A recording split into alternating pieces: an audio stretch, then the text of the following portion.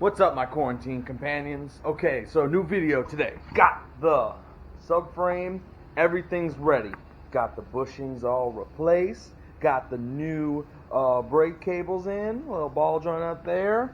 Got the new, solid bushings for the trailing arm. Everything's ready. So now what I'm going to do is I'm kind of just going to lay everything out. You're probably going to notice an outfit change halfway through this video from me working from home. Doing everything on my lunch break, trying to get everything ready. I got the rear trailing arms, the lower arms over there. Got everything.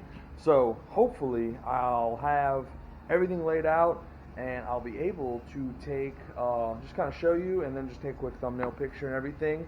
But yeah, so far, we're making progress, and progress is good. So let me just set. Okay, diff time. I'm on my lunch break, working from home for the coronavirus. So having my garage in the backyard is really easy to kind of do some quick things. I cleaned off the diff as much as I could. I kind of scraped all the rust and grease off. Cleaned off the mating surfaces here. And so what I'm gonna do is I'm just gonna apply some RTV. I might put you guys on time lapse. Apply some RTV and just finger tight it down and let it cure. That way, when it comes time to reinstall everything, it'll be ready for final torque and then filling it up after it's in the car.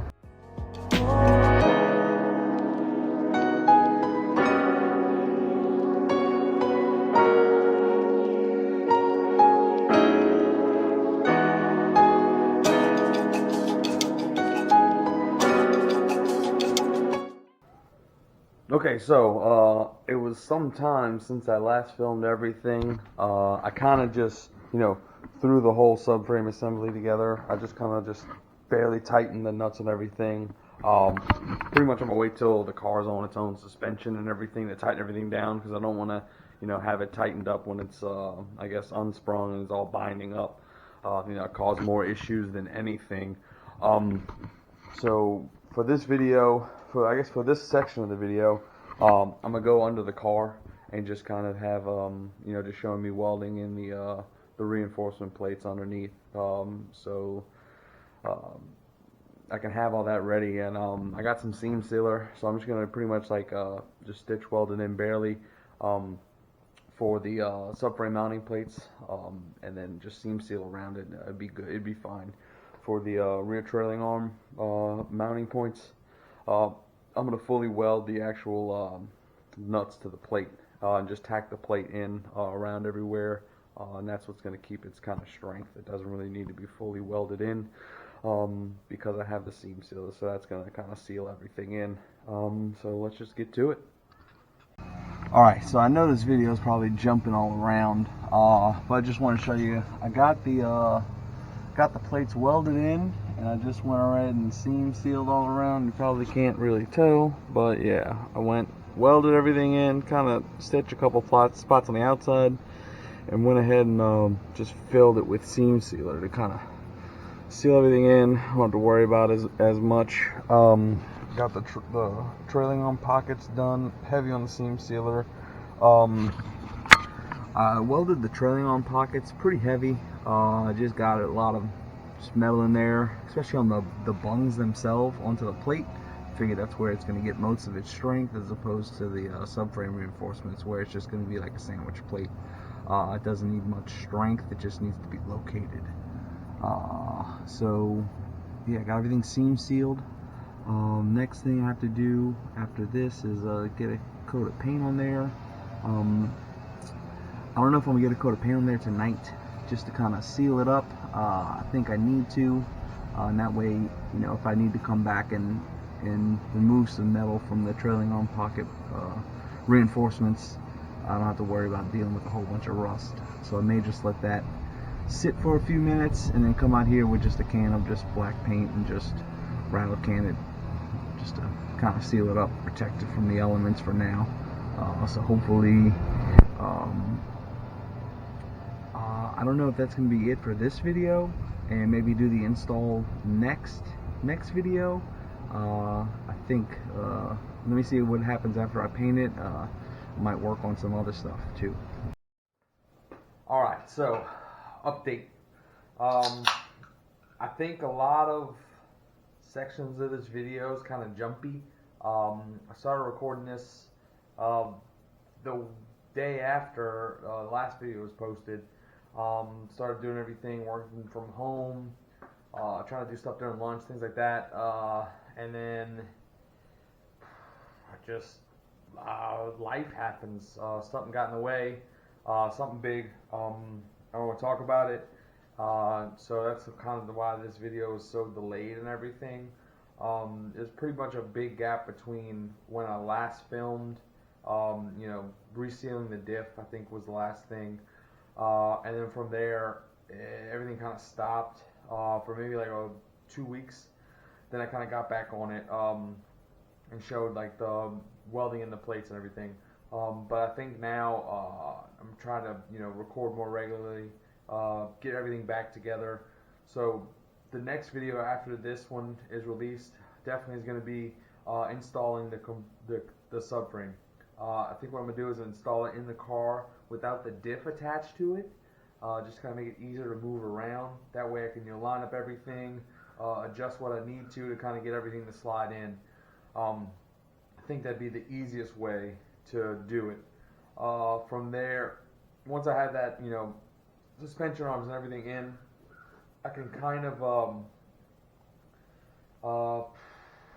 trying to think, I guess I can kind of like slip the axles, I guess, into the actual, I guess, outer wheel bearings, spline section, kind of slip that in, and then kind of pivot it up to get it to mount to the actual differential after I install the diff after the subframe's in. So I think that's the best way to do it, easier, because everything I'm doing is working by myself, just because. So I think that's the way I'm gonna do it. And once everything, the diff's in, from there, when the axles are in, I will, let's see, I guess after that, that's when I'll start, I guess, installing the rear coilovers and everything. I'll probably mess with it to install ride height stuff, because I don't know, I didn't really record anything for ride height, so I'll just play with it a little bit just to see. I know one of the springs was broke, so it really wasn't even on both sides, so there's no real need to take a measurement. From that, so once I have the subframe in, I'll, trying to think, I'll try to get the, I guess from after the subframe's in, maybe I'll look at, exhaust. Maybe I'll work on getting some, get some bends and everything to make the exhaust. Maybe just get like a resonator and a shitty muffler for the back. I think it's the best way to do it. And I'll just tack everything up in the car and then just pull it and weld it all together. Yeah, I think that's probably the best way to do it. Then after that, hopefully that'll be its own video. If not, maybe I gotta do the front coilovers. I gotta do the front. I think I have them here. Yeah, I got the front control arm bushings. Those are the only ones I have left. So I gotta do those. Yeah, I think that's. Then after that, that's into the future stuff. I don't know. I'm not gonna do just the front. I'm not gonna do just the front bushings and coilovers on one video. Yeah, maybe I will. I'll just do those two on one video, and I'll figure out something else after that. I know I want to change the lower control arms to E36 and just grind them, but I'll just do that. It'll be another video. But I think it'll be my next 3 videos are going to be rear subframe fully installed. Next video.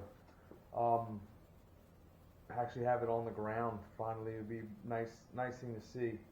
After that, I will work on the exhaust. I'll buy everything for the exhaust while I'm installing the subframe, and I'll have that set up for the following video. That will have the full exhaust ready to go, and then I can actually drive it finally again. It's been like 2 months, too long. Then after that, I'll probably turn it around back here and work on the front and just do the control arm bushings, the front coilovers, have it all on coilovers. It'd be nice. Maybe get some glamour shots and stuff, Glamour shots, piece of shit. Just some good shots of the actual car because I don't have any. Then I don't know. We'll see where it takes us. I guess to finish out this video, I'm gonna ask, what quarantine project are you working on? I know this is kind of like the only real project I'm working on, even though I have 3 other projects I need to work on. But this is the only one I'm really working on. What are you working on? If you'd have known that you'd have been, stuck inside and not being able to go anywhere, would you have picked up a different project? Leave it in the comments. Give me a thumbs up. Subscribe if you want to. I'm going to continue making more videos, no more breaks like this one. And comment if you like my editing on this video versus one of the other videos. I'm trying to get better at editing just to make it, I guess, a more enjoyable video to watch. Even though the content of this video is complete shit. Sorry about that. I'm going to make it better for the next one. So, thank you.